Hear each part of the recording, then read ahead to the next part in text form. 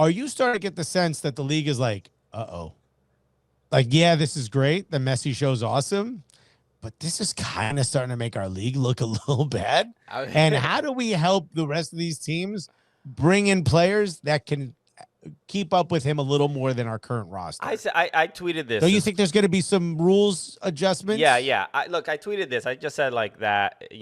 Basically every team is allowed a Messi jitters game. Just the first one of just like I don't want to foul him. I'm too nervous. I don't want to look bad. Do you think he knows me? Did he notice me?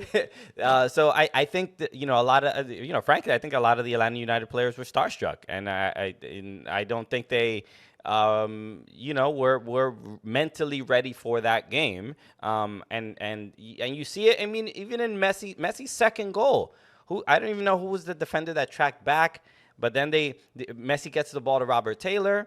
And instead of marking the runner, who is also Lionel Messi, he's like, oh, let me go after the guy with the ball. You're just chasing shadows at this point. You're just chasing the ball around.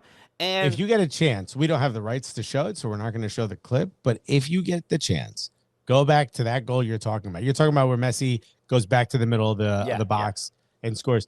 Watch that, because Miles Robinson, again, U.S. men's national team, one of the better center backs in our system. He gets spun so bad, it looks like he's learning to break dance. He's got one leg up, one leg back, both hands on the. It looks like he's playing Twister. He's like, you know what? This ain't for me. I might go pro in Twister, dog. That's remarkable. Yeah, dude. It was just completely poor at every kind of layer from up front. From Atlanta United, the midfield was a nightmare, and defending was just nowhere to be found. They're just one of the worst games that they've had this season, and they haven't really been that good this season. So, I think it's a lot of even Atlanta United fans are going to chalk it up to like, yo, it's Messi. What are you going to do? But there's deeper problems with Atlanta United that should also be addressed. But entertaining nonetheless. I do think as far as it making the league look bad per se, I think Leagues Cup, we're in a weird thing where like I don't know, it's like the second game for a lot of the teams. I don't know how like serious certain teams are taking it. Atlanta put out a really good squad. No, they did. I'm just saying, but just even like just some of the game, even there was a game in Austin, Mazatlan and Juarez. I forgot who played. Yeah, Juarez. Bofo Salcedo's on Juarez. Okay, and there were probably 100 people at this game. You know what I mean? Yeah. Like in Austin, this is just like those are also two teams that aren't. They're not from there. I understand that, but it's but also it's not the biggest. Fan bases. But still, kind of just in general, I think the vibe of the tournament hasn't hit like the peak, like outside of like if Messi wasn't playing in Leagues Cup, I don't know how we would be necessarily talking about this tournament exactly, like as far as the excitement levels, until we got to like the knockout round. So that's why I think these group stages are a little strange. There's penalties all the time. Like I'm not I like penalties just as much as the next person, but then like every like 3 penalties a night feels like it's a little excessive and takes away like kind of the excitement of what penalties are kind of for.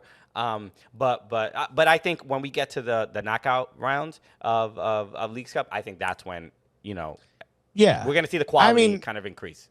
Once teams know they can win it, and honestly, the most important. This is no more important for anyone than it is for Inter Miami. They're probably going to have a difficult time getting in the playoffs. I don't want to keep that away from Messi. In a group chat, I was having a conversation with a bunch of MLS fans, and someone's like, yo, it's possible that Messi could still end the MLS season with 20 goals, even in 12 games. Yeah. Like, it's possible. You know what I mean? Like, it's 12 games, but it's Messi. Lionel Messi being like, I am so proud to win the Landon Donovan MVP, bro. Oh, my God. I can't wait for him to win the Landon Donovan MVP award. Yeah, I would prefer to win the Lionel Messi MVP awarded to Lionel Messi. Yeah. But I mean, the Matteo Messi MVP award might be better. Good, but bro. I do think it's a consideration for the league. They're like, yo, we might need to open up this budget a little bit, because if not, Miami's just gonna. And people are talking about the maybe teams are gonna put down grass when Messi comes to play. Like, are they gonna be forced to do that, or maybe even just financially? Like, hey, if Messi won't play on turf, and we're just gonna have to. He won't. Yeah. So because he will not. So teams like Atlanta, I believe he's playing in at Mercedes-Benz. Are you gonna give up the opportunity to make tons of money and just put down some temporary grass for one game? Like, why not? Spend the like $2 million to put down grass. I mean, you'll make it. You'll make that. Yeah, you'll make that money. Neither one of us are botanists. Or I don't know how much it costs to put down grass. We don't know. But I think like $2 million is a pretty good shout. That's a pretty good shout. $2 million seems like, it's a big amount of grass. You got to transport it, do all this stuff. Whatever. Why do you keep talking about grass? We don't know how this works.